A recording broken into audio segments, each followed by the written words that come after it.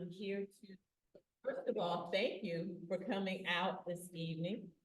And then to also congratulate you in advance for the work that you're going to do as part of this week of the Heritage Park Design Workshops.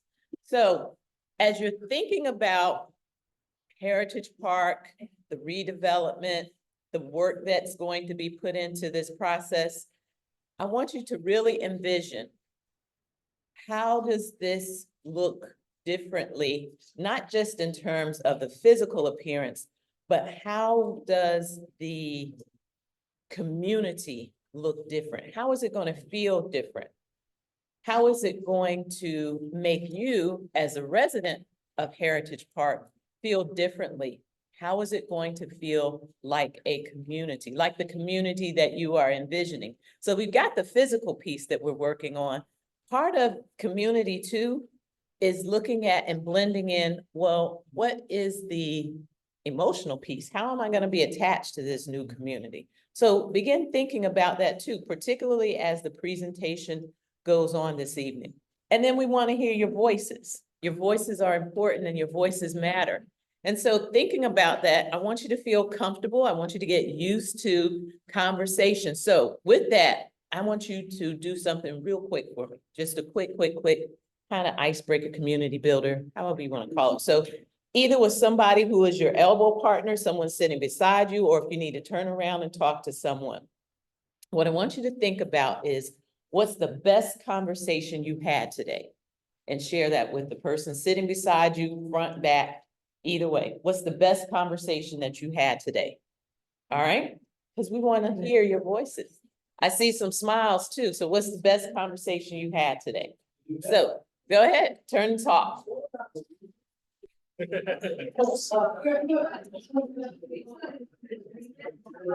Miss Bridget. We hoping it's been on the bed.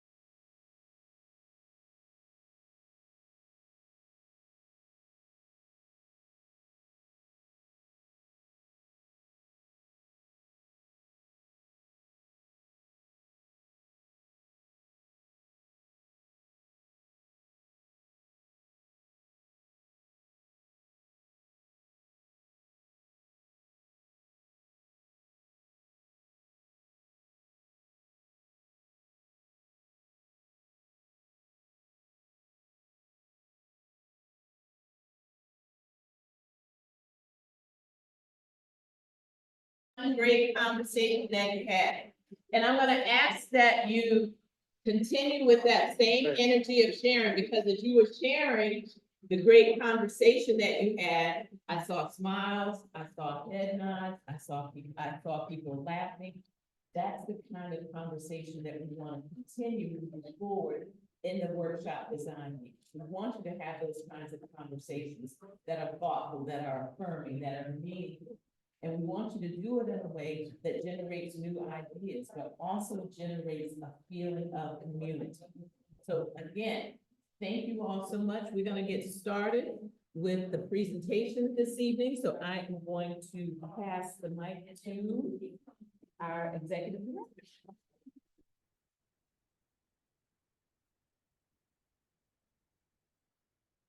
Good evening, can everybody hear me? Yeah. Yes, I'm Ashley Lomas Johnson, I'm the CEO of the Housing Authority. Thanks for being here and for spending time through the day and this evening reflecting on what we're doing at Heritage Park.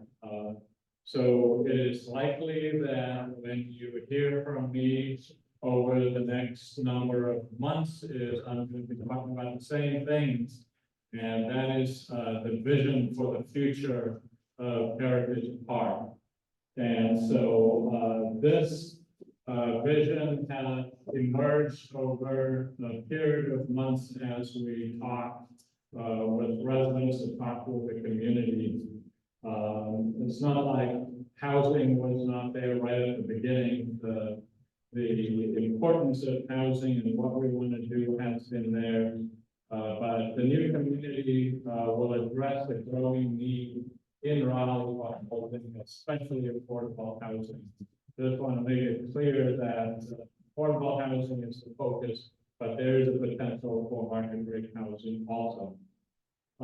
Secondly, we want this community to be a walkable community that incorporates a range of amenities, services and spaces that are activated and supported by residents and visitors.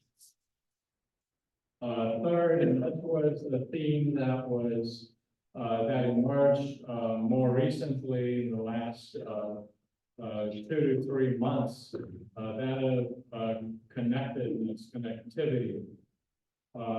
So the vision here is that residents will be physically, socially, economically, and digitally connected to the broader community. We know right now that Heritage Park is sort of wedged in between two kind of major thoroughfares, roads on the east side and on the south side, and there's just one way in and one way out. So physically, it is isolated. Economically, it's isolated. This is a community that's economically extremely low income and so in a way not connected. And of course, we have the concern about digital connection and people and networking. Not having the necessary connection. So we want the people of Heritage Park and the community to be connected to the broader community in a lot of ways. Fourth, we want this to be a diverse community economically, culturally, and socially. And last, we want the residents of the Heritage Park to feel safe in and outside of it. So these are the 5 components of the vision.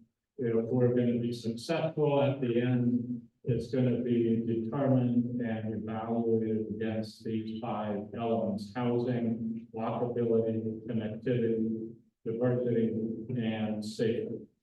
Thank you. Thank you. So I just want to repeat what Ashley said. Again, I'm Murphy Antoine with 40 Dallas and Partners. We're part of the RHA, British Shore, and Raleigh team on the planning side, along with DLL and Mosley. But this vision, these ideas, these 5 points come directly from what we've heard over the last 6, 7 months, even going further back than that. And the ideas that we're talking about need to be measured against that vision and what we've heard. So that's the input that we're looking for tonight. We've got kind of a smaller group, hoping to be out there a little bit. Stand up here so I can read the slides a little bit better. So what are we doing tonight? So we've done the welcome, the introduction. We'll talk just a little bit about the process for the rest of the week, as we talked about last night. Actually, very articulately shared the vision, where we are in the workshop schedule. And then we want to, again, talk about what we heard. We've talked about what we've heard over the last several months. We heard some new things last night. We heard some new information today that we wanted to share that. And then this is really about the looking forward piece and what's the reaction to what we heard and how can we start to respond to that. So some of what we heard is sponsored some research and some data digging that we're going to share with you and want to gauge how that data, how that information really resonates with you, or does it feel like it reflects your experience? So that's this resiliency part that we'll talk about. And then some of what we heard today updates some of the conditions around the site and some of the opportunities. So we want to talk about those constraints and opportunities as they play out in the physical framework. And then we've got a bunch of different plan ideas that will start to respond to those opportunities and those constraints. And we want to share those with you on the screen. And then we'll have a question and answer kind of discussion similar to how we did that. We know that some of these plans are going to be harder to read up on the screen than they will be close up. So we're going to do kind of this formal question and answer, or let you stay in your seats and ask questions about what we presented. And then we're going to we have those plans on boards here. So we're going to invite people to come up and look at them a little bit closer and have one-on-one conversations. Also, you've seen me do a lot of talking over the last several months of these presentations. We're going to share that and let more people present some of their ideas and some of what we wrote. We talked about the vision and where we are in the week. We had our kickoff of the week last night.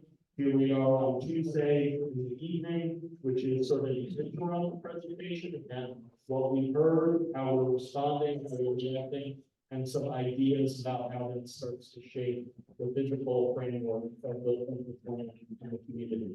Wednesday, tomorrow, again, we're at Heritage Park all day into the evening. We had good turnout today. We had good city meetings that we'll talk about in what we heard. We also had a pretty steady stream of folks dropping by, both residents and other stakeholders dropping by. We'll be there again tomorrow for that drop off in the morning and in the afternoon. We'll be there on Thursday back at Heritage Park again in the morning and the afternoon for drop off, and then back here on Thursday evening for a conclusion of the week. So this is sort of a check our progress kind of meeting tonight, and the big one is really Thursday night. So really invite you back, invite you to talk to your neighbors about it, especially those of you who dropped in and talked to us during the day. Share that experience with your neighbors, invite them to come back out. And I know we're also live on a Zoom meeting here, so offering that opportunity for people to participate virtually. So the Thursday is the big event. So again, this is all about listening. This is all about a plan and a community idea that comes out of that listening, that comes out of what we heard. So we always want to bring it back to what we heard. And with that, I'm going to turn it over to my partner Troy to talk a little bit about what we heard coming into this week and then what we heard last night.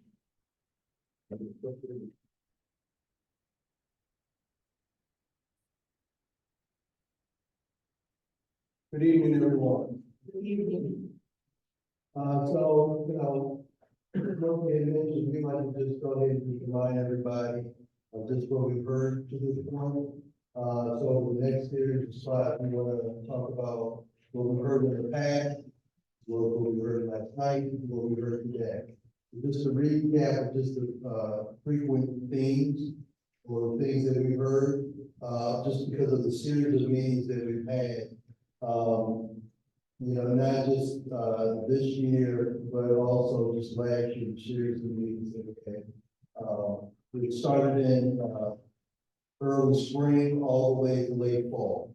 So, you know, things like right to return, more affordable housing with options for seniors, on-site resources and amenities like childcare, healthcare, grocery stores, small businesses, community centers. This is just about, you know, just the betterment and just the opportunity that we want to provide for families. It's not just about just the physical part about it, the stakes, we call it stakes in the bricks and the mortar, but also just about the opportunities that we want to provide. Public and safe green space, safety is a concern that we always have, as well as safe connections to the surrounding communities.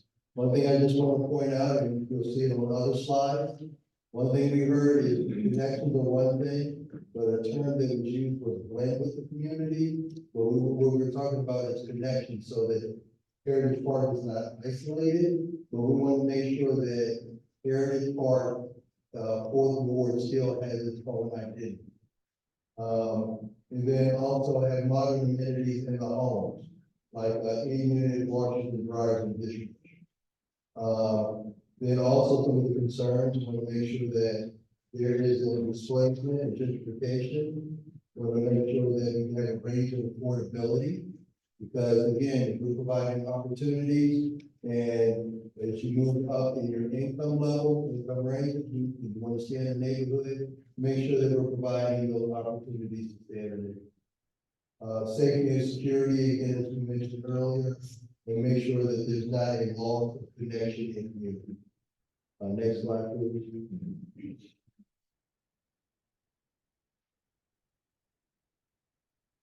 Okay, what we heard last night,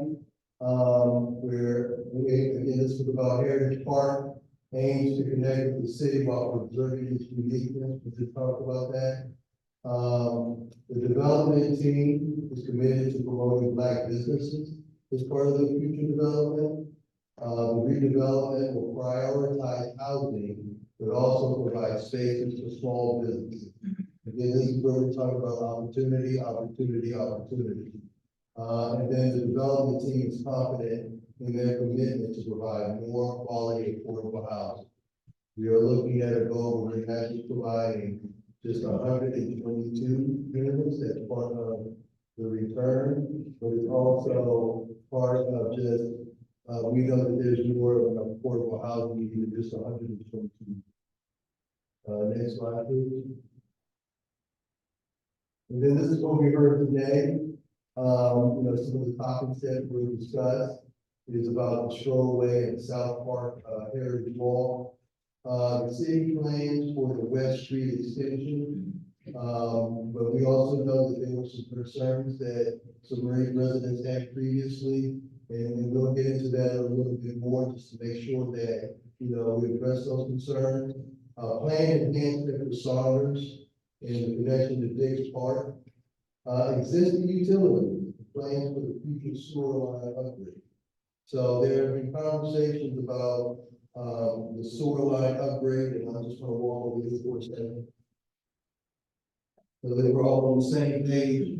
Remember when we talked about this line here, on this side of the site, it might be hard to see, but we're talking about on the eastern edge of the site where we have a 50-foot easement on the housing authority's property on Heritage Park. And that easement is holding a sewer line and a stormwater management line, so sewer line. So the importance of that is the meeting that we had today, because some of the initiatives that the Raleigh utility agencies having is, they know they need to upsize the pipe, right? But one of the things that affects the raw site is tampering the efficiency and how we want to best plan the site. So one of the things that they realized is that, hey, you know, as there are other initiatives that are occurring, what's the possibility of having that line run parallel to Dawson instead of it just cutting through our site? And then that way there's more available land for, providing housing and amenities for the development. So that was a really good, breakthrough, a really good conversation. Also, just about how Dawson Street, the initiative to just make sure that it doesn't feel like a highway, so traffic down there. So all of that's going to play into how we can look at this site, how we can address the site as part of the redevelopment. Next slide. Okay, also what we heard today, this is also just some brainstorming about the identity of Heritage Park and Fort Ward. You know, the question is, do we start with the history? Because we think that history is important, just not only for, you know, the generations that you don't know the history, but for future generations, just so they know and understand the importance that, you know, contributions of folks that are living for how they have contributions that they've made to Raleigh and continue to make Raleigh. And then what are the best ways to connect to our past and embrace our identity, acknowledge our history and our public spaces and art, as well as the design style of the building. And then it's also just a part of remembering the neighborhood for urban renewal of the city. And we also have to be honest about our past challenges, you know, addressing those issues so that we can move forward. So we got another one too. Okay. Program and services relationship with Arts Together. Some of you are familiar with Arts Together. They have been here at some of the evening meetings working with the children while we're having the meeting. And so there's a partnership there with the housing authority and how arts can be offered for all ages. You know, from infants to, you know, those 55 and above. And just, you know, and also just a variety of arts. Because we're not just talking about painting and drawing, but, you know, dance, theater, which is something for all. So as I mentioned earlier, preschool opportunities, and then the outdoor recreation and programs. The other thing that we're continuing to look at is potential structures, and then also identifying the size and location of the space that they will need. And then also just making sure that we are building and flexibility for those spaces. And then going back to having also job training and mentorship programs. This is making sure that, again, we address all, because a lot of times they have programs for preschoolers, preteens, and then you have some for adults. We want to make sure our focus also is on them. But again, it goes back to opportunities for all. Okay, we have home sustainability. These are some of the things that we've heard as well in the past, and we also heard them today.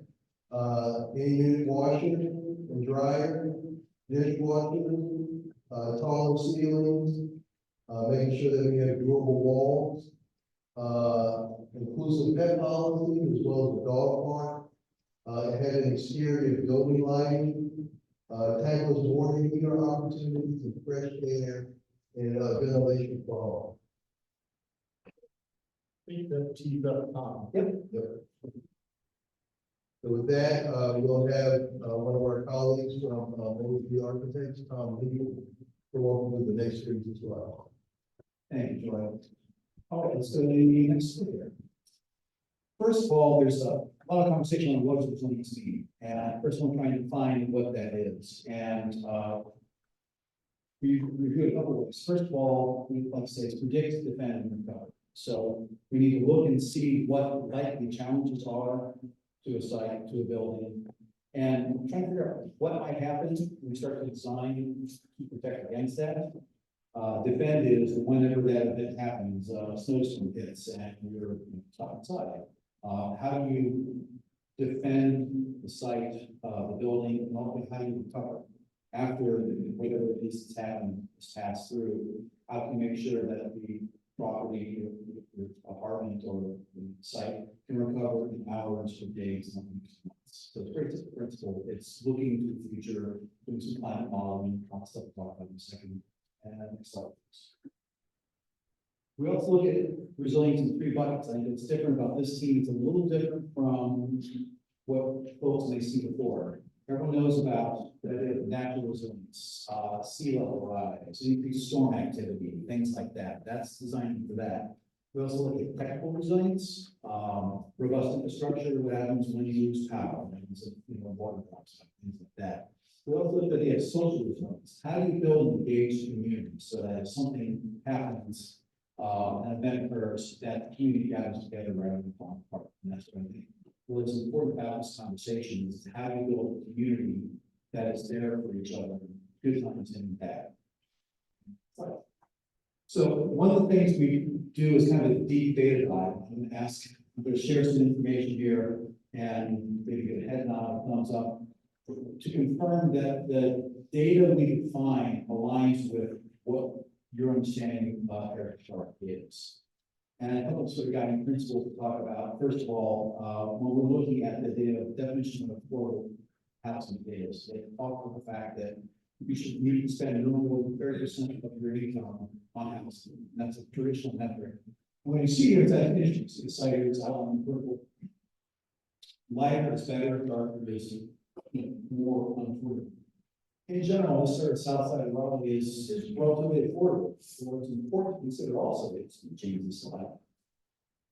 Not just the cost of housing, but how the cost of housing and transportation. So what's important to emphasize is good transportation access, because in the end, it's excuse me, it's not a matter of whether you can pay rent or not, but also can you get to work, can you get to the store, things like that. If you don't have access to that, you spend lots of money on either a car and insurance or on Lyfts and Ubers.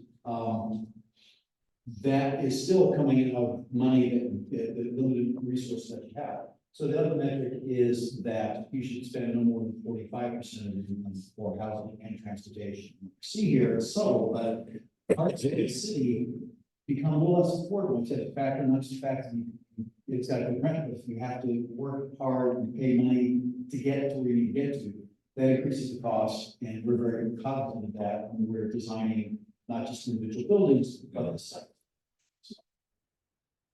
So other things, this is a map that's called qualifying census tracts, which is kind of government's way of measuring where there is either higher unemployment or poverty indications. And what you see the dark shading here is areas that qualifying census tracts. By the way, it's good news in some ways. It helps us find resources and funding to support these projects. What you see here is that kind of the southern end of Raleigh here tends to be more impoverished, and once you head up north of the city, it's a little wealthier. Does that feel kind of like? It comes up awesome. So, West Raleigh is richer. pardon, West Raleigh, that's And right downtown is a lot richer. You ain't gotta go to North Raleigh to get it. so, and it's sort of sitting north from the site, so that is the sort of downtown Hill here, that's clearly indicating that it is not as distressed economically. And if you zoom out, you'll see exactly that happening. Let's do the next slide. So the other thing you start seeing is this is a map of areas that are identified as low income in environmental justice map. Dark red is kind of the most impoverished, then you go to orange and yellow and gray. So over time, you'll see our site, which is shown in yellow. That's our site.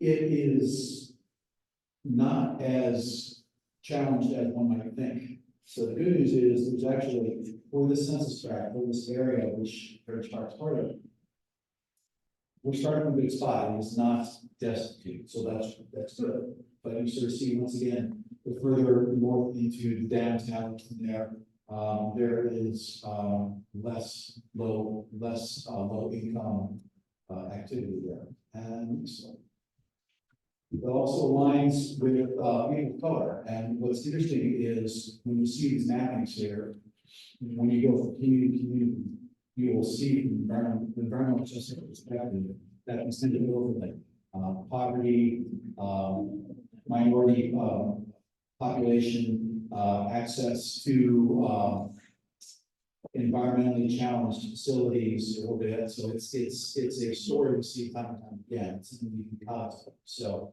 once you hear the side here, there's a higher minority population, but you still see to the south, a little higher number of people. Slide. Then you get into housing burden, which once again, are you economically burdened with your housing? You see here, same story. Listen, these maps over time and time again. It's time you go pop up here. Our site is right there. It is somewhat housing burden, but once again, there are worse areas of town. This is a good point of departure to be coming from, that the surrounding community is not destitute, and we're trying to sort of help uproot the very dark community and plug into the broader surrounding area, which is not as distressed.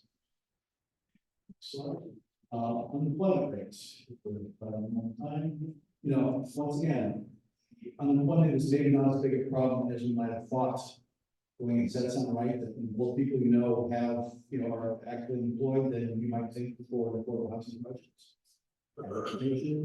It's sort of, it's good data. It shows that it's a good, stable community. So, this goes to some challenges. This is asthma rates. And what we see is all too often older communities tend to have higher asthma rates. And once you see this is not good. There's some health concerns within the communities here. One of the things that is redesign community talks about better buildings, but also healthier communities and opportunities to get out, to get mobile, to plug into the products in the area there. And so we're trying to lower the overflow kind of drops away. It's a more healthy community. And next slide. Well, last of all, this is kind of an attraction. Lower right. You look here. There's a higher incidence of lower life expectancy in our surrounding communities. This is once again the legacy of disinvestment at the time, and one of our goals is to find ways to improve that. So once again, the quality of life, not just within the residents, but in our community, improves over time. That's the broad goal we have as a design and development. And next slide. So here's some good news. That's sort of the sobering thoughts. And does that all sound right in terms of data that feels? No. Yes, ma'am. So in that area where you're talking about the life expectancy and the disparities that come along with that, that's because right around the corner is more square. And statistics does show that the unhoused population in that area that is on the census, life expectancy is 17 years sooner to die than a housed population. So when you're talking about improving the life and the quality of life in that area, it's not just house. It's also the unhoused that is in that area that's not a part of this project. That's a very interesting distinction, and thank you for sure making note of that. And so moving on, so here's some good news. Out of the gate, in terms of a walkable, easy transport community, we scored surprisingly well. There's a metric called walk scores, transit scores, and bike scores. And see here is we have a walk score of 65. It's good. Ranking goes from 0 to 100. 100 is awesome. 0 is not good at all. Walk score 65, some walk. So even before we're starting the project here, it's not walk.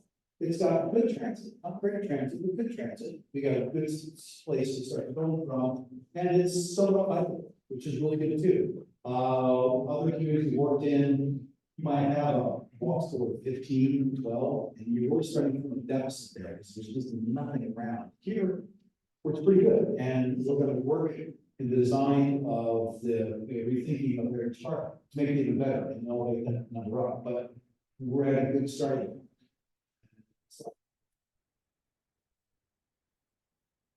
And here's some mapping here. We've got This shows plenty of travel distance, from walking, from biking, from riding a bus. Cars. The scales are now, if you see a walkable spot here, you can actually, pretty far down, it's pretty far downtown, uptown, up to Florida Heights, usually biking, you can get all that to Institute. That's actually pretty solid that, once again, there's a lot of opportunities nearby. If we have the proper pedestrian infrastructure and biking infrastructure, you don't need a car to get around. You see the bus, that can be quite so good, with BRT coming, that's going to be exciting to improve our transit access. But you've got kind of limited access throughout the downtown, riding bus and kind of there's some travel. And then you see on the far side, if you have a car, you have a front, you can go anywhere in all and you do that. We want to try and make sure that we make the circles for the walk and bike kind of grow as much as possible. But that's, once again, not bad compared to a lot of the things that we see. And then,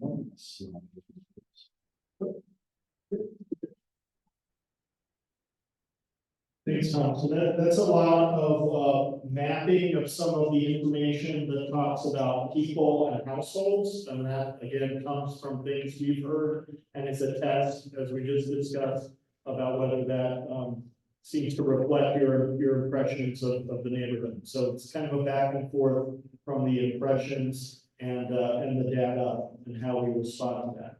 The other things that we've mapped, and I'm going to throw a curveball here and ask my colleague Molly to talk about some of the constraints that we heard. Troy talked about what we heard from the city agencies and some of the utility folks. That has refined our understanding of some of the opportunities. And Molly's done some great mapping of that. So this is mapping about people and demographics and households. Now we're going to talk a little bit more specifically about Heritage Park and mapping of some of the things we learned a little bit more today.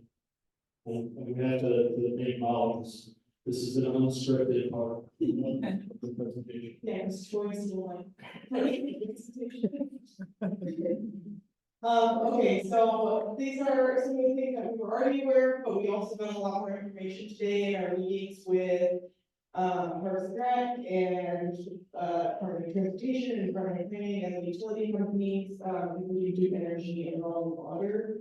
So starting at the southeast or southwest part of the site, there is a sewer line on the corner of Heritage Park that has a 3-foot wide vertical pipe, which impacts if we could put buildings on top of it and the flexibility of that. I'm not ready for this, but the next is on the north part of our site, there's the utility pole. So one of those poles that supports our electrical wires. This is an important one because it is the transition from the South Street part of those electrical wires up to the West Street part of those electrical wires, and they service a lot of the northern neighborhoods, and that is something that is pretty flexible, so it impacts if we can maybe using West Street or what kind of buildings we can put in that area.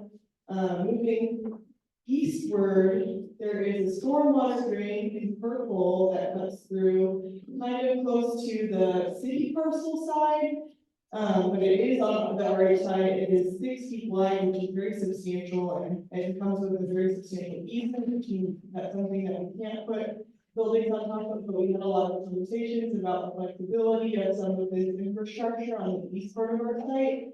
And then in green, there is the sewer line, currently 1.5 feet wide, but there are plans to increase this because there's a lot of demand for the capacity of the water going through these sewer lines. And they want to increase it to 2 feet. And they have a current plan and how they want to do that, but we are interested in the flexibility of that and whether or not we can relocate that so that we can reclaim some of the land that we are currently not allowed to build on. So with that, I'll go to the next slide. So with feedback from the Department of Planning, there is currently insurance from the city to explore alternatives to the interchange, these on and off ramp between Dawson Street and Martin Luther King Boulevard. And so if we are able to look into different traffic patterns, you can go to the next slide. We might be able to place more housing on this traffic land here, which would help us in our goal of increasing affordable housing at Heritage Park.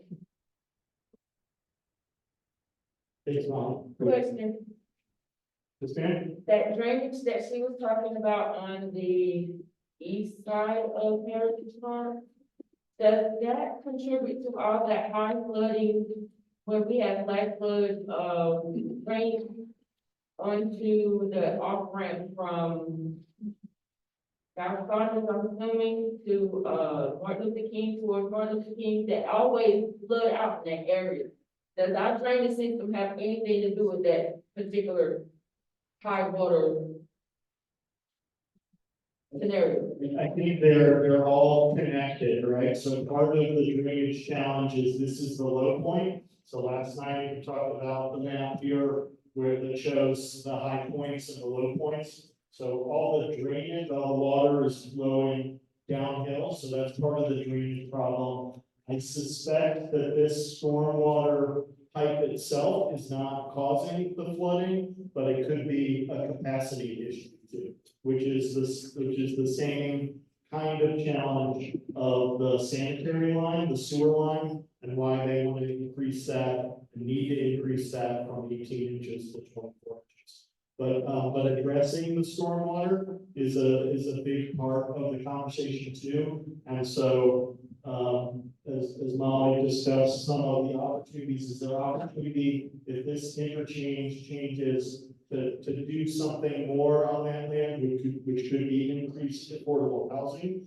It could also be increased stormwater management structure, right? Because this is a low point. It could also be an opportunity to relocate that sanitary line, the sewer line, which they're already replacing, instead of slicing through and cutting off this part and then hug whatever that new intersection is and make this available for park space, for stormwater management, for more affordable housing.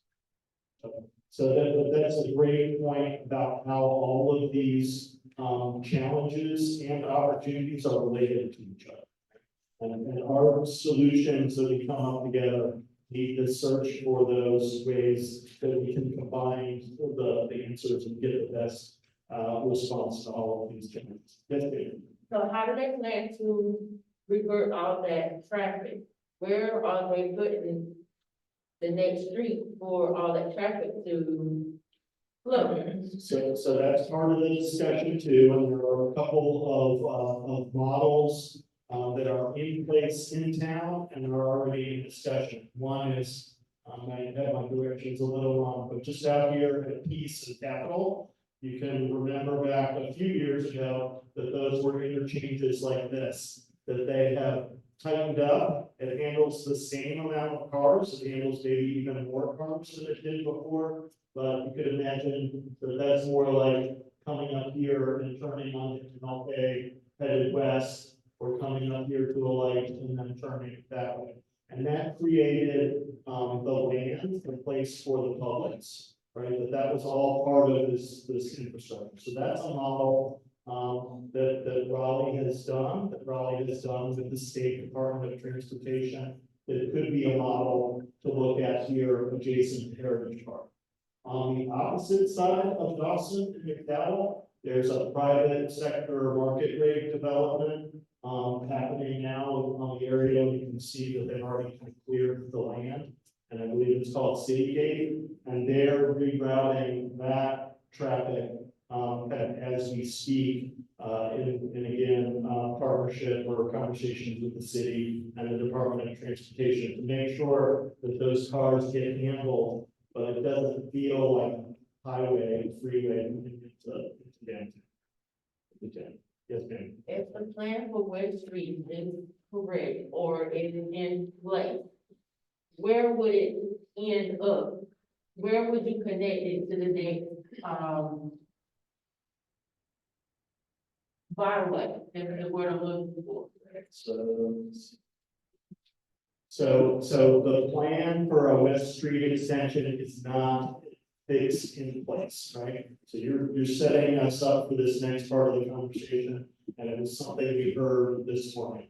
The idea of connectivity, which actually we talked about and we brought up, is something we want to do, but we don't encourage, cut through traffic. We don't want, all those cars coming through Heritage Park. So where that happens, how that happens, how the connection either to the east, the Dawson, or to the south, somehow to MLK, how that happens is exactly what we're gonna look at. So there's a bunch of different options, but the key answer to your question is it set, where is it happening? It is not set. Part of this conversation is where and how that should happen. But we're gonna be looking at a series of plans now that would put that in different places, that would talk about the opportunities and the sewer on here, when it does happen, when it doesn't happen, and all of those things are related to what the solutions. Does west come straight through? Does it offset? Does it crank around so that you're connected, but not cutting? Those are all plans that we'll look at. If we look at the plan, the way I see it, West Street can connect to Western Boulevard. If you bring it all the way through. That's Because right. Western Boulevard separates HP from Gateway Complex. That will be the only thoroughfare to bring West Street to. Yeah, it couldn't go further south than MLK was. That's right. And right now, it doesn't go further north than the railroad tracks. But there's funding in place, and the city is working with the federal government to connect west. Is it under the tracks at that point? Under the tracks at that point, yes, No. would continue further north. So there's a lot of things happening at the same time that we're trying to latch onto, to understand and make an opportunity out of it. So we're gonna look at a series of plans. I'm gonna talk about some general ideas, and then some of the team members are gonna come up and talk about some of those schemes that they developed. And as I said, you can see them on screen. We can continue this conversation, and then what I really like is after the kind of Q&A this way, is invite people up to look at what these plans look like on boards and have the more one-on-one conversation. So they are color coded with different colors representing different pieces of what we're trying to accomplish. So as Ashley pointed out in vision, housing is number one. Housing options and different kinds of housing are something we're looking for. So housing, that's kind of the townhouse scale, and stack flat scale is the yellow color. And then this slightly darker color are apartment buildings. We've had conversations with seniors who don't want to navigate the stairs. So are there other buildings that do that? Do apartment buildings also address some smaller family sizes and offer an opportunity for more housing, more affordable housing? So that's the yellow, and we call it brown colors that you see on the plan. The green spaces, the green are the open spaces, the parks. So incorporating that, and then we've talked about the opportunity for business space, for shops. So that's represented in red, and then community amenity space, service space in kind of the purple and blue. So when you see the plans and that color coding, that's what they represent. There's another trick that you'll see in these, and I can point it out when we get to the plans, but when it's striped, that means that there's something happening on the ground floor and maybe something else happening above. So think about shops on the ground floor in red stripes, and then apartments above that might show up. Think about amenity space, community space, service space on the ground floor. They could still have apartments above. That lets us offer those opportunities, but still get housing and offer more affordable housing. You'll see on each of these schemes, and it flexes a little bit, but call it 20,000 square feet of this kind of combined red and purple. So about 7,500 square feet of retail space, these kind of incubator businesses for business opportunity, which would be about 10 small shops. And you could combine some of them, but there's about 7,500 square feet of that. And then the rest of it could be daycare, could be community space, could be flex space, could be service space, and all of that adds up to about 20,000 square feet. And that's pretty consistent with the plans, again, some flex up and some flex down. We looked at a lot of different plan frameworks, so I'm just going to show you a few diagrams, and then we can get into more detail of some of the plan options. Here is that plan drawing, again, West Street existing here, to your question about where does West Street happen. In this particular diagram, that West Street connection from south to western is offset of that. So it's not a straight shot kind of cut through, but you're still connected and you can get through. This is shown on top of the existing heritage park, so you can start to see the footprints that are there. You can see this existing sanitary sewer easement and some of the connectivity coming through here. When we looked at a lot of different diagrams like that, here are some options. You can see some straight grids, you can see some wiggle grids, and we started to look at different opportunities for that. And then this green slash, again, is that existing easement of the sewer. We go to Kenya and then come back to this. Just for, can you tell us which one of those, options is consistent with what's called for now by the, under the city street grid?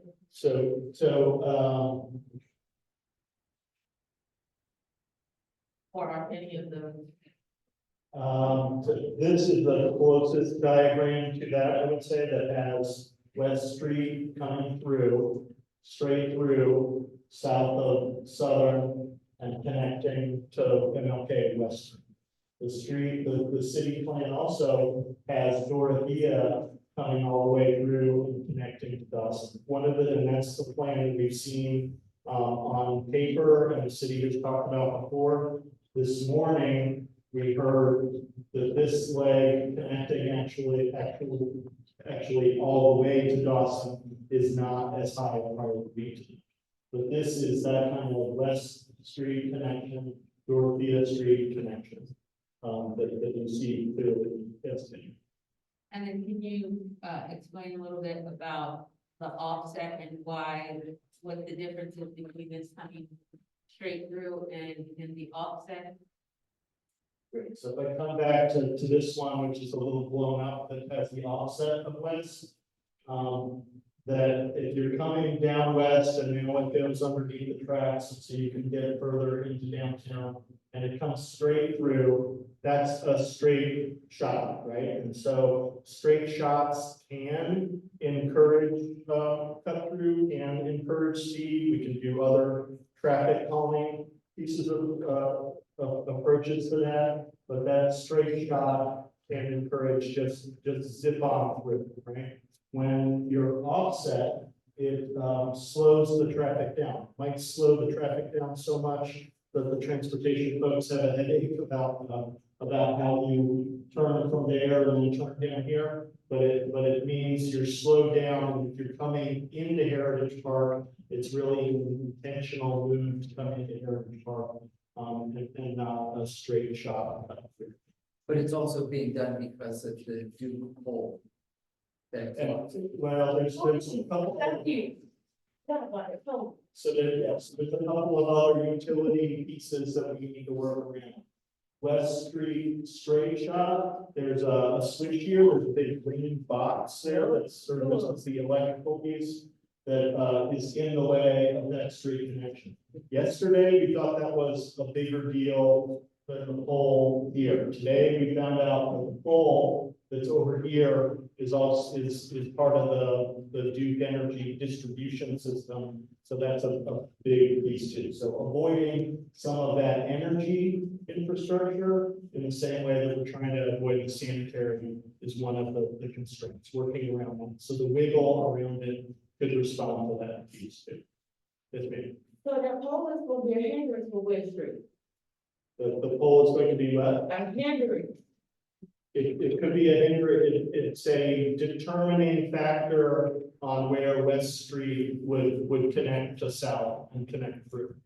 It influences that, or it's a whole lot of money and a big check to try to move. So If these they are, do move this, how long will it stay out of commission? there shouldn't be any, well, I don't know, I mean, that's a way down the line detail discussion. The idea, I'll compare it to the sanitary, the discussions about the sanitary. It's not like you turn the sewer off for even a day or 6 hours. They have to build the new, before they shut the old off, and then it's an instantaneous connect to the new, and the power, I would imagine, is the same approach. They couldn't divert the energy to that one pole right there at the end of West Street to the one on the corner of South and South Saunders by chance?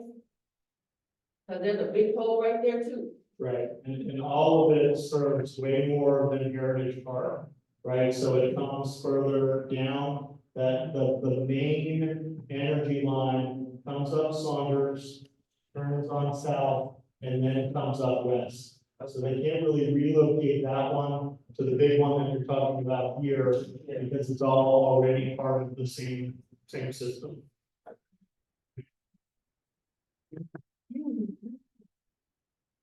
So again, I won't focus too much on these diagrams, so they start to show the different, ways to possibly connect, the different ways to run straight or jog around.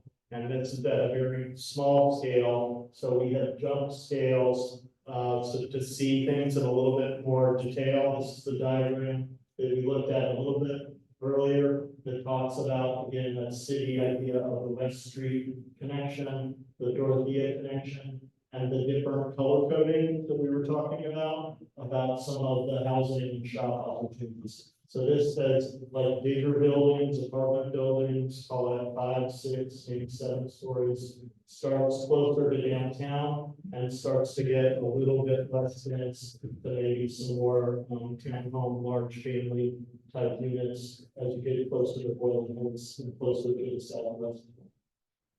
It talks about the opportunity for some of that community space, maybe internal to the site, because the idea is that that community space really serves the residents of Heritage Park.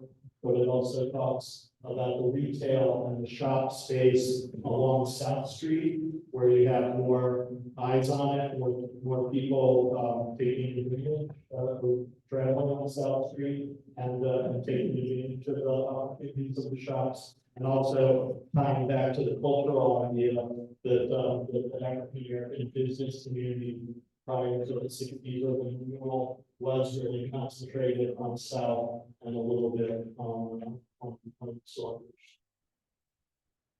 With that, we can get into a little bit more detail about some of these themes, and this will talk about the ideas of the connectivity or what connects, what doesn't, and we can really more to talk about in a couple of these. And also pay attention to that, the sewer, the sanitary line and the intersection. So do we assume or do we take advantage of some of the opportunities that allows them to do, or do we say that's not going to happen?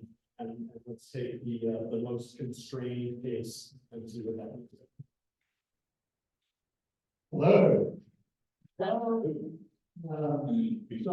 I'm going to talk to two schemes. One that was done in the morning as we were talking to the various people about utilities and intersections and things like that. So this scheme that you see here was really about not changing a lot of things on the site. We're not moving the utility easement that's on the east side of the site. We're not messing with the clover leaf between Dawson and MLK Boulevard. So what can we do? What can we get from that? The next scheme we'll look at says, what if we can redo the intersection at Dawson and MLK? What if we can relocate the easement, basically to give us more land, more opportunity to do housing, parks, other things. So I think it'll be an interesting contrast between the two. So as Murphy highlighted in the diagram, we just saw that we put higher density housing. In this case, you see two buildings that are about 200 units each. They wrap parking garages, so parking would be in structured parking. Those could be 4-story, they could be 5-story, they could even be 6-story buildings. You know, and it makes sense near downtown. Also because we're not making connections to Dawson in this scheme, we're not bringing West Street all the way through. We're not messing with the interchange. Those two buildings create essentially a buffer to the lower scale development that you see on the west side of the community. So, you know, when we draw schemes, we draw them to learn in addition to trying to solve a problem. And so I think what you see here is too much difference between the two things. It's big buildings and it's little townhouses. And so there isn't quite the blending and the mix that we would like between the two. You also see how the neighborhood basically, with the exception of West Street coming down from South Street, there isn't like additional connections to the rest of the neighborhood. So that, you know, it is a little isolated. And the connectivity that we are trying to achieve, we're not really achieving in this scheme. But also because we didn't have the full access to the land, it's not as many units as you could get otherwise. Okay. So this scheme was drawn in the afternoon after we talked to all the stakeholders. So what you'll notice, the strategy here is to keep a little bit of land in the southeast corner of the site, you know, allow time for the transportation people to talk to the utility people and get a very complicated problem worked out. But to kind of work around that, but yet gain a site in the upper right-hand corner, the northeast corner of the site for a building, and get additional land sort of in the southern part of the site in the middle for additional housing and park. Okay, and you begin, even though we haven't brought Dorothea across, that was something we learned today, that was not an important connection to the city to connect to Dawson. And we're not bringing West Street all the way down and somehow across MLK Boulevard, but we are bringing it down and extending it maybe with a path or something that could connect to the south. Okay, you see more of a variety of housing. So we still have two large buildings in the scheme that are parking garages and wrapped with housing. You see smaller apartment buildings, 3 of them, that are roughly, let's say, 50 units per building. One of those would work well for seniors. 1 or 2 of them would work well for seniors, as Murphy said. To get flats with elevator access is a better living situation for seniors. But still, as we move to the west and the southwest, getting lower density townhouse, stacked flat, more family friendly kind of units, especially people who have larger families. Okay, we've created a park space in the middle of the scheme. Murphy highlighted when you see the diagonal stripes. That means uses on top of each other. So along South Street, the opportunity to put retail or community space, but we're showing retail in this scheme on South Street where there is some existing retail right now. So building on that. And then in the center of the community, doing a park. That could be programmed in any number of ways. And then the blue slab, the blue diagonals you see, could be community space on that park. So a nice relationship between those two things with housing above.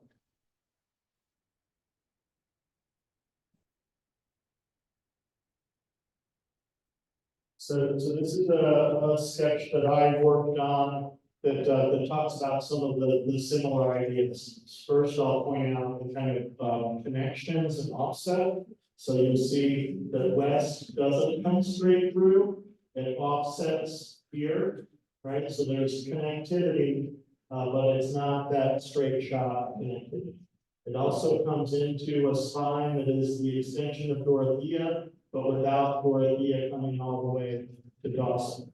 This one assumes that that sanitary sewer and interchange is not something that could happen in time for what we're talking about in Heritage Park today, but could present some opportunities later. So it stays on sort of the western side of that sanitary. Yes. Yeah, can you just, on those other two, just, and this one and the previous, scheme that we showed, just for context, can you help folks understand about how many units? I know that it's not finalized, but can you give us a sense of how many units we're talking about? So the first scheme, this scheme here, Yes. actually got about 500 units, right? Next scheme got over 600 units, so 680, almost 700 units. So getting that additional land really helped get additional units. So that's the one that has the townhouses for the larger occupancy, right? Yeah, that's the one he was saying, it looked. That's the one that, For the larger family, so these smaller shapes in yellow are more the townhome types. And they show up in varying amounts in all of the different schemes. Right, so both, well, all the schemes so far that you, just for clarification, includes like some mid-rise buildings, anywhere from 4 to 6 stories, but it also includes some lower density, which are those townhome style units, which are identified in yellow. Can you just give me clarification of what we're talking about in terms of townhome stories? 2 and 3 stories. So the townhomes are, again, primarily to meet the larger family needs. We know that there are 3, 4, and 5 bedrooms at Heritage Park now, that we want to replace now the homes that work for families of those sizes. So a 2-bedroom version of this townhome, which could be, a family of 4, is a 2-story, primarily a 3-story. So the townhomes at a 3-story, then 4 or 5-story apartment buildings that show up in these large shapes, and then 4, 5, or 6 in some of these other. And you mentioned the potential senior building, can you just, again, so folks it's clear, like where that could potentially be located? Yeah, the senior buildings we think are most appropriate in these kind of bar shapes, not necessarily attached to the parking. The parking is something we shouldn't gloss over. Adding houses just means a reality of adding a car demand. So the park for those houses, and once you get to a certain density, once you get to a certain number of homes, we need to have a denser approach to that parking. So that's what these structured shapes are. The apartments back up to them, but that's probably not a senior living kind of. And in this particular scheme that you have here, in the middle is divided green space, and that's potentially for the entire, that could be by the entire site. Yes, Right? yes. Not just, Yeah, that's correct. so like playgrounds, grilling areas and things like that, that's. We'd love to hear how the program goes. Right. But those kinds of things are what we have in more, place to Is there an operable, community center there that can be utilized from the community in this? So the idea of that blue, color coding is the community space, and this striping means that in this scheme, potentially all of that ground floor of that building could be community space, amenity space, service space, you know, computer lab, that kind of thing. And then it doesn't just have to be a single story building. Okay, and again, the challenge of, well, there are a couple of challenges, but trying to get as many, homes as possible means once you're building that structure, taking advantage of what's above it is a good place to get more homes. And doing a dedicated one-off kind of single purpose structure is a different level of expense, and sometimes you can't even do that with some of the funding solutions. Right? But you can also imagine it's distributed. Some of it happens to the ground floor of that building or these others. So how much concentration, how much do we want to spread it? So when we're talking about the parking, and you said over up in the right corner, if that is identified parking, where's the parking closer to the building? Especially catering to disabled or elderly. So in the elderly or these bar-shaped apartment buildings, again, their parking, even for these townhomes, is in this surface level parking lot behind the homes, behind the apartment buildings, and the access is directly in sort of the back side of it. In these structures, they're gonna have, the parking structure itself is gonna have stairs and elevator, and in some locations, probably access directly into the building from that parking lot. So it's gonna be a parking area, not just a parking lot. These two are decks, and these are parking lots. So a mix of the parking strategy to tie in with the mix of the types of housing. And what security measures going in place for that? Well, the access is control, is one security measure. It's behind and surrounded by the apartment building. So it's not like you can walk in off the street to get it. We can get into the technology of that. Is it card access only to get in? But there's really one way to get in and one way to get out. It's dedicated parking for the residents. It's not public access. Is there general parking anywhere, or visitor parking outside of that? Yeah, so at this scale, it's hard to see, but yes, we could include that in the parking lots. We could include some of it in parking structures. And then all along any of these new internal streets that we're connecting, there will be parking there too. So you can imagine parking in front of some of these townhomes, parking in front of some of these apartment buildings on the street. But there's a correlation between additional parking and additional. Right. Very good. How would you indicate that we would, address the concern that some of the residents make reference to about parking from the amphitheater and some of the other entertainment venues? How would we mitigate some of that on the site?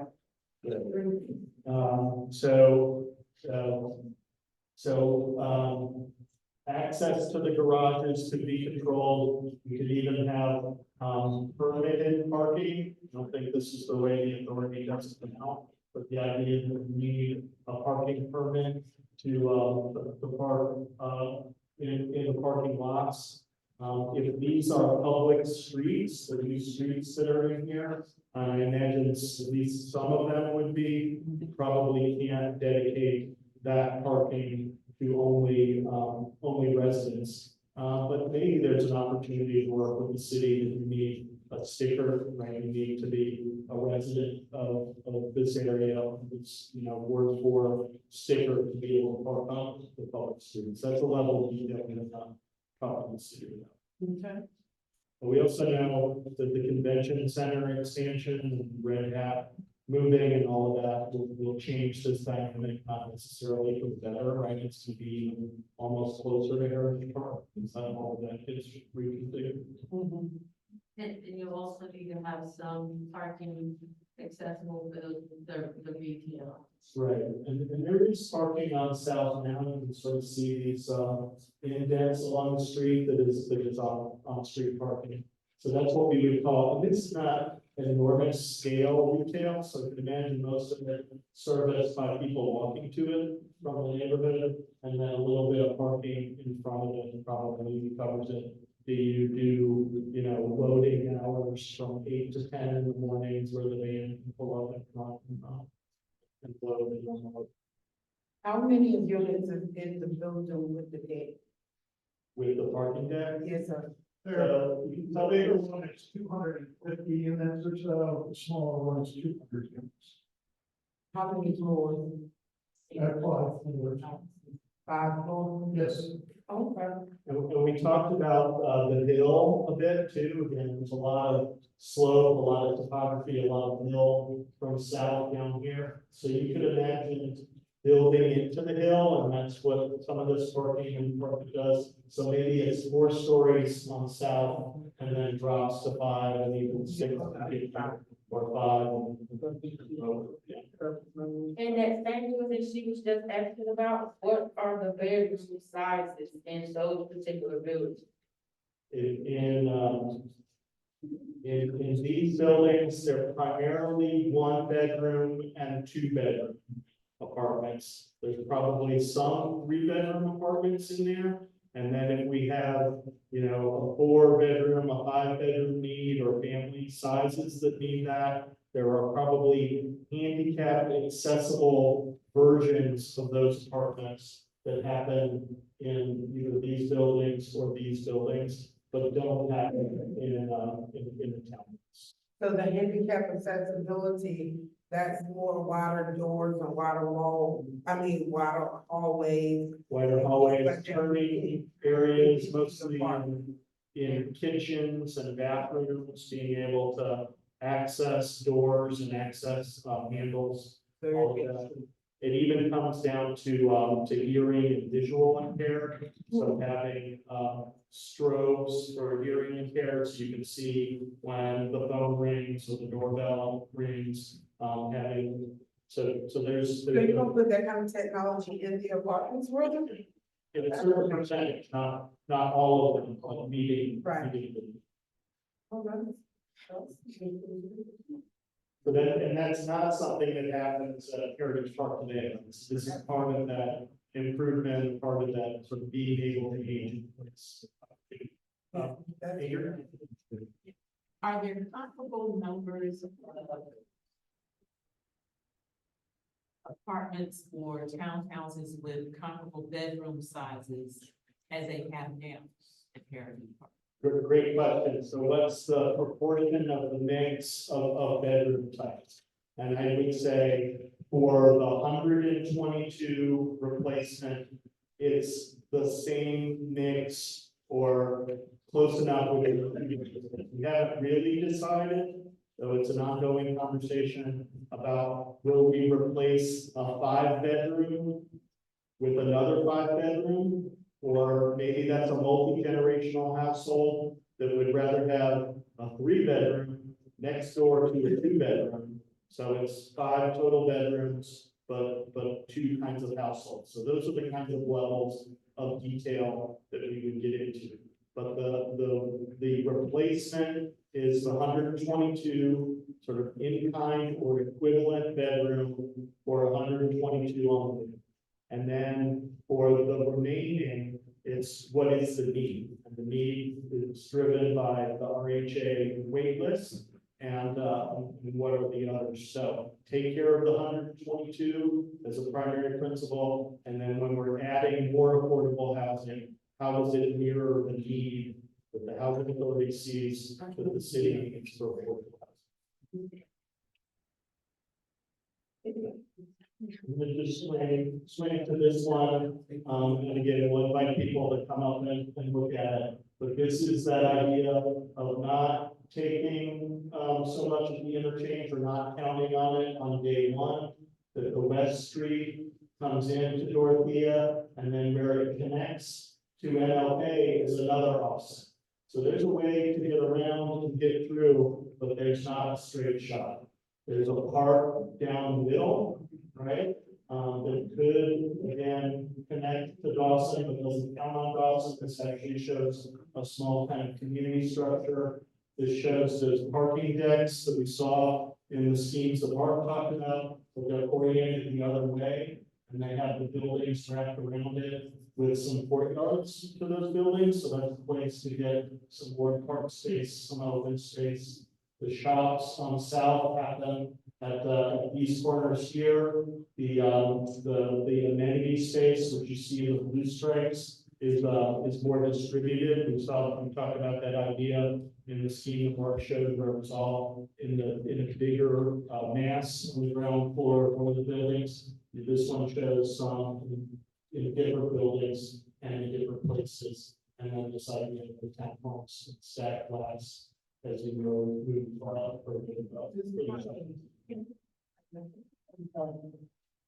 What is all green and how many units is proposed in this scheme? Right, so this is closer to 500, it's more like 475, but it doesn't take advantage of any of that land that we talked about. So this is one of the fundamental challenges we want to talk about and figure out how to address. If the goal is to get higher than that, then we are really going to need to work hard at picking up some more area to build more houses. But this is 475 versus the first one Mark showed at 500, and the second one closer to 650, almost 700. What's the green? Is that more environmental stuff like trees and? Park space. All over. All over park space, so even like basketball courts, they will allow basketball courts on top of that easement for the sewer line. So, but are there some kind of recreation courts, other courtyards that are more associated with the building? Right, so that's sort of what these are, and then is there an open space down the middle, that's really kind of, one of your questions last night is what could make Heritage Park unique in some of these things that was on my sketching. Oh, thank you. And then I think we've got one more, Caleb, you want to talk about this one? Alright. And then this has been great, this is exactly the kind of feedback that we wanted to do, great to do it as we go, as opposed to just listening to me and then do questions. Hi everyone. So this scheme takes a look at if West Street did come all the way. And what that might look like if it goes all the way south to MTK. And so in conjunction with that, it's looking at West Street pushing through. And then also sort of a pick and choose of conditions that could happen with the site. So this is assuming that we do get that in on the clearly, but we don't get the storm or sewer removed at all, which is, something that can come in. So looking at this, you would get that extra housing on the relief area, but and then you get a large multi-use park in between these two larger multi-family homes. And so that park could serve as a dog park, dog run, it can incorporate playgrounds and basketball courts and a whole number of uses for a wide variety of ages in the Heritage Park. And then additionally, similar to Murphy and Parks, the blue hatched areas represent social services or community service space. So that could be a daycare, it could be some health services, it could be a community center. And those would be located on the ground floor of buildings that have residential above as well. And then there is retail on South Street, mirroring the retail that's currently exists across the street and is also being built right now. And then similarly, the density is much higher on the east side, and then it tapers down as you move towards, Northern Heights. And this scheme specifically also incorporates some plaza space in the center of the community. So that's where that sort of ground area is, right there. And so, that could be used for the community to come together for a festival or a market, farmers market. Potentially that sort of square could be closed down on a weekend or something, for people to come together and, have a road library. So yeah, that is the gist of the scheme. Additionally, with West Street coming all the way through, obviously we don't want it to be cut through space for the community. We don't want people to be running straight through it. And so part of what we could do in that plaza area is you can pave the road with different paving types so that subconsciously slows people down as we're driving, create speed bump, that kind of thing to really calm the traffic if it is moving through. Yeah, and we can talk about the unit count and then, again, just explaining the LK, the frontage there. That we, again, you have similar with the townhome, is that correct? Yeah, so the unit count for this is, I think, the highest that we have, we've got 715. And a large part of that is the fact that you get this large building on Cozy. And then the frontage on LK, so because LK is a busy street, no one really wants their, townhouse to be looking straight at it. So for the parking backs up to it, there's townhouses, and then for the larger multi-family buildings, they'll be at a higher level, it won't be right on the ground level, hopefully. So that helps the units with sound. And can you just, explain how many units you're talking about in that building and, on Cloverleaf? Each of the larger buildings is about, I think this is probably about 150 units, each is about 150. So it sounds like you gain about anywhere between 100 to 150 units if we're able to increase with the Cloverleaf, and maybe even more if we're able to build on each. Is that correct? That sounds about right, and without doing completely scientific math, I'd say we could do both things, move the sanitary line, tighten up that intersection as much as possible, and probably up to a plus 200, will probably be the most includes $3,000. Ashley? So just a question about green space and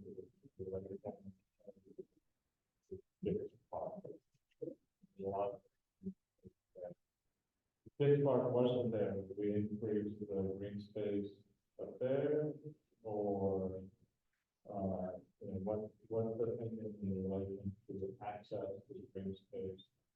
The front, towards, instead of, putting, a lot of green space in. So I think we would definitely be adding more green space if Dorothea Dix Park wasn't there. We would want to start from that assumption. I think we still need, I'm gonna call it neighborhood scale, green space, open space on the site. So these try to incorporate that. And thinking ahead to phasing, we know that this is not all going to happen at one time, but it's in more like 4 or 5, even 6 phases, that each of those components should have green space. If you could imagine being associated with each one of these blocks, if you think about a block, that's a series. So Parks and Rec was with us this morning as part of that city agency piece. They actually had some conversations about moving some of the programming. What we heard, so we know that a lot is planned at Dorothea Dix, but not completely up and running yet. And we also know that the connections to that are not all good right now.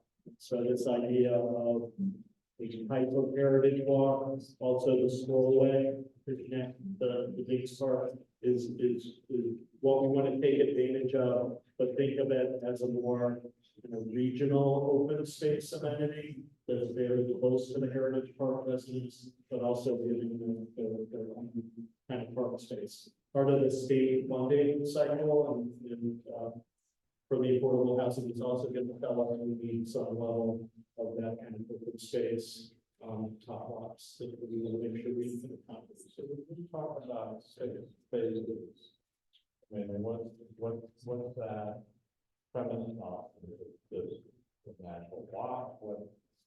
Why 6 phases? A little bit tied to funding cycle too, and development delivery, so like 150, 125 kind of delivery per phase to get to that 600 kind of target, or 750. So some of it's driven by that. Some of it is driven by just how much you can do on site at one time. And some of it is thinking about the relocation strategy too.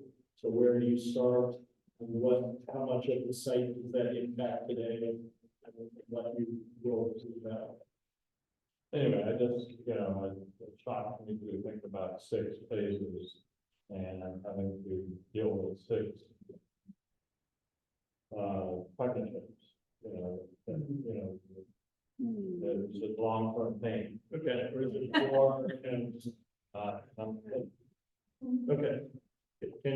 And I think that there's the ability to do concurrent phases. So it's not that, and I think some of that is going to be capacity constrained about how much activity you can do on the site at one time. So it is phases, but that doesn't mean that we can't have concurrent phases. Some of that is also driven by we look at this with some tax credit component. It is challenging to combine tax credits with other types of financing, and so it is a phase, but that doesn't necessarily mean that we have to do one phase, wait for that phase to be complete before we can start another phase. And 6 is no magic number in my mind. The point I was trying to make is that each phase or chunk should have an identity of open space with it, same as it does for the housing. And it is phases, but I think that it's really important. The design element is really critical in this, that it is phases, but it's a community at the same time that we're creating. So when we talk about these different spaces within the development, I don't want us to get caught up in terms of just saying that everything is in a box. Right. We are still trying to create and design community, even though we are talking about separate buildings at the same time. Great point. I feel like we've been doing the Q&A as we go. Any other questions? And then we're gonna hang around again until maintenance gets us out. And we can look at some of these and people. I would say on 20, maybe let's go ahead and defer it with the break so they can get out a little closer, so that we don't have to they stay too late. That's Okay, okay. that's good. Good. Bridget, you wanna? Yeah, I'd like to make a recommendation that going forward on these, that we put the estimated units. Okay, that's good. And with a breakout between, what's in the townhomes versus what, in the mid-rise. We'll have those notes kind of off to the side and we can talk. But it's great. Thank you.